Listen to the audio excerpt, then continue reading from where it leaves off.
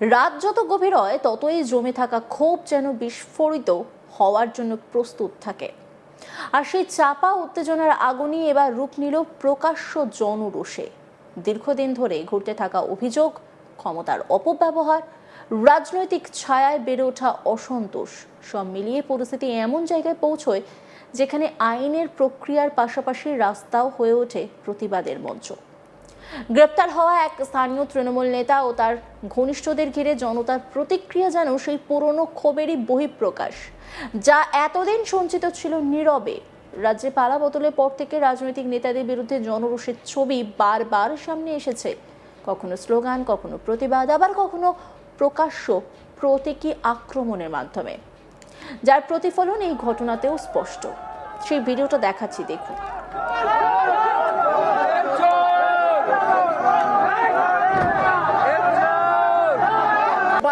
ছাগল চোর, পায়খানা চোর, চোর আসছে রে, চোর আসছে রে, বালি চোর, ছাগল চোর, পায়খানা চোর।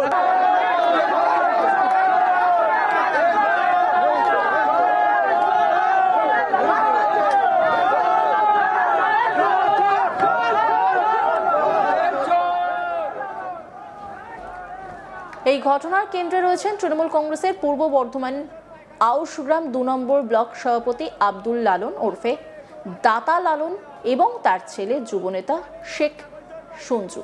অভিযোগের তালিকা রয়েছে বাড়ি ভাঙচুর, ভোট পরবর্তী হিংসা, তোলাবাজি এবং হুমকির মতো একাধিক গুরুতর অভিযোগ। পুলিশ সূত্রে জানা গেছে, নির্বাচনের ফল প্রকাশের পর থেকেই তারা এলাকা ছেড়ে কলকাতায় গা ঢাকা দিয়েছিলেন। গোপন সূত্রে পাওয়া তথ্যের ভিত্তিতে আউশগ্রাম থানা পুলিশ অভিযান চালিয়ে তাদের গ্রেপ্তার করে। পরে শুক্রবার ধৃতদের বর্ধমান আদালতে নিয়ে যাওয়া হয় এবং তদন্তের স্বার্থে পুলিশ হেফাজতের আবেদন জানায়।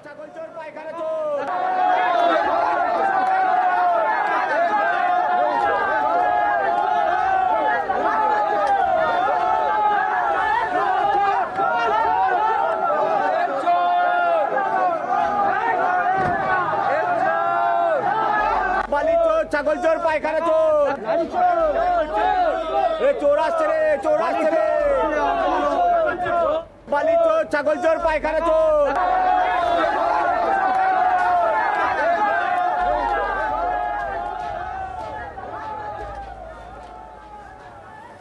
গ্রেপ্তারের মুহূর্তে পরিস্থিতি আরও উত্তপ্ত হয়ে ওঠে। পুলিশ যখন তাদের ভ্যানে তুলছিল তখনই ক্ষুব্ধ স্থানীয় মানুষের একাংশ সেখানে জড়ো হয়ে তীব্র ক্ষোভ প্রকাশ করতে শুরু করে।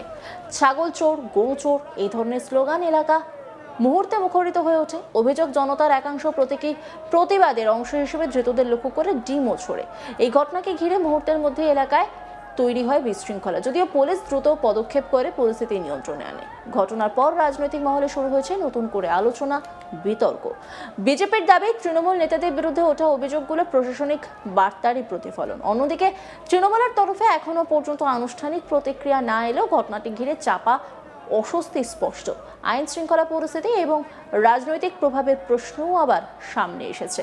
বিজেপি নেতা কৃষ্ণকান্ত বিশ্বাস কি বলছেন, শুনব। 2021 সালে লালন শেখ আমাদের পার্টির কর্মীদের সব অত্যাচার করেছিল প্রচুর। তো সেই সময় আমাদের নেতৃত্বের ঘর ভাঙচুর করেছিল সবারই। তো সেই সময় আমরা কেস করতে গেছিলাম, কোনো কেস নেয়নি এবং সবাই ঘর ছাড়াই ছিল। আপাতত এই পোস্টপল ভায়োলেন্সের যে কেসটা আমরা 4 তারিখে যখন ক্ষমতায় আসি তখন আমাদের সিএম যখন আমাদের বলে যে কেস করো, সেই কেসের ভিত্তিতে আমরা কেস করি এবং কেস করার পর 1 মাস পর্যন্ত একে কোনো পুলিশ ধরে না এবং অধুরাই থাকে। আমাদের এমএলএ সবও জানিয়েছি, তারপরে দেখি তাও পর্যন্ত পুলিশ কোনো স্টেপ নিচ্ছিল না। ঠিক আছে, এরপরে হঠাৎ আমরা জেলা সভাপতিকে জানাই, পরশুদিন আমাদের ওসিকে ফোন করে, আইসিকে জানায়, তারপরেই গতকাল রাত্রে ওটা থেকে নিয়ে আসে এবং অ্যারেস্ট করে নিয়ে এসছে, এখন জেলেই আছে আপাতত। আমরা সবাই এসছি এখন চোরটাকে দেখতে। আর এক বিজেপি কর্মী, তিনি কি বলছেন, শুনবো। এমন কোনো দুর্নীতি নারীর থেকে একদম সব থেকে মানুষের ফালতু কেস সব কিছু করেছে লালন। লুটপাট, জবরদস্তি, মানুষের জমি জায়গা। আগে কি করতো জানেন? আগে একটু চারি বানায়, তো মেশন ছিল, মেশন। এই টিএমজিতে ঢুকে, চোরের দলে ঢুকে এই এত কিছু করেছে, কোটি কোটি আরব টাকা করেছে। এ হলো চারি বানাতো, একদম লাস্টের লোক ছিল মুনিশ কাটতো, শালা চুরি করে সব কিছু করেছে শালা, মানুষের অত্যাচার করে দিয়েছে। এর মতন দুর্নীতিওয়ালা লোক আমাদের আউশগ্রাম বিধানসভায় নেই, এইটা হচ্ছে নাম্বার 1। আর ওর নাম ভাঙাইয়া আমাদের গ্রামে সঞ্জিত বিশ্বাস বলতো আমার বাবাকে নিয়েছি, যাই হতো লালন বাবা এই হচ্ছে রব ছিল। আর আমাদের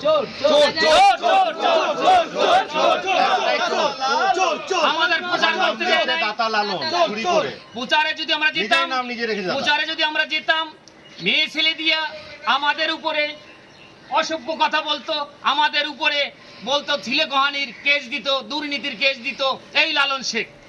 ও বর্ধমান গিয়ে কেস করিয়েছে আমাদের নামে, লালন আর লালনের বেটা।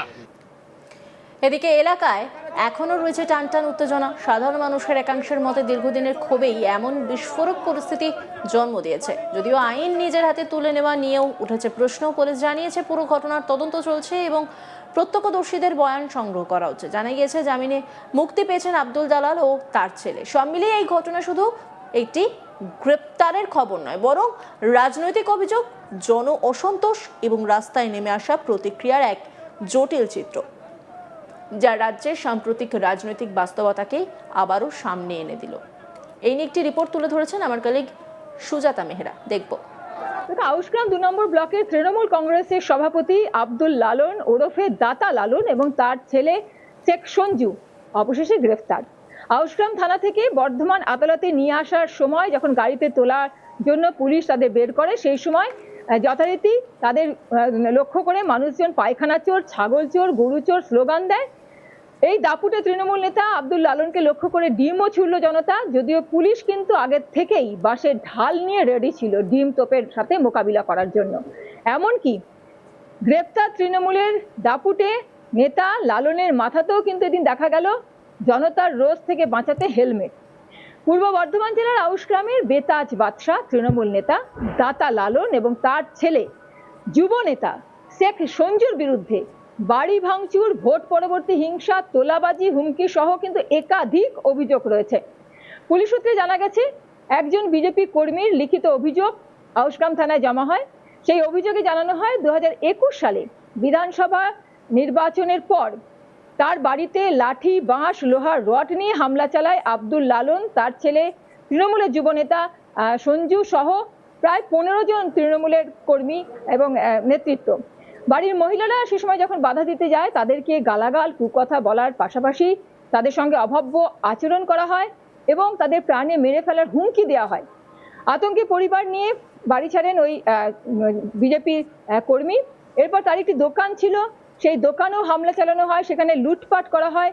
বাড়িতেও যেরকম হামলা, ভাঙচুর, লুটপাট করা হয়েছিল সেরকমই দোকানেও ভাঙচুর, লুটপাট চালায় আব্দুল লালন, তার ছেলে এবং অন্যান্য যে 15 জনের বিরুদ্ধে অভিযোগ রয়েছে তারা। এমনটাই অভিযোগ তাদের বিরুদ্ধে। 7 লক্ষ টাকার সামগ্রী দোকান থেকে লুটপাট করা হয় এমনটাও কিন্তু অভিযোগে জানা যাচ্ছে। এর পরবর্তী ক্ষেত্রে যখন থানাতে অভিযোগ করতে যাওয়া হয় সেই সময় নাকি অভিযোগ নেওয়া হয়নি। 20/5/2026 তারিখে ওই ঘটনার অভিযোগ হয়। এরপরে রাজ্যে যখন পালাবদল ঘটে, বিধানসভা নির্বাচনে বিজেপি ক্ষমতায় আসে, এরপরে দেখা যায় এই যে আব্দুল লালন, তার বিরুদ্ধে যেসব অভিযোগ সেই সবের ভিত্তিতে কিন্তু পুলিশ তাদেরকে খুঁজছিল, কিন্তু তারা পালিয়ে গেছিল, গা ঢাকা দিয়েছিল। এরপরে পুলিশ জানতে পারে গোপন সূত্রে যে এই যে বিধানসভা নির্বাচনে ফল প্রকাশের পরই কিন্তু কলকাতায় গা ঢাকা দিয়েছিলেন আব্দুল লালন ও তার ছেলে। সেখান থেকেই পুলিশ তাদেরকে গ্রেফতার করে সঞ্জু শেখকে। আপাতত বাকিদের খোঁজে তল্লাশি চালাচ্ছে পুলিশ, এমনটাই কিন্তু জানা যাচ্ছে।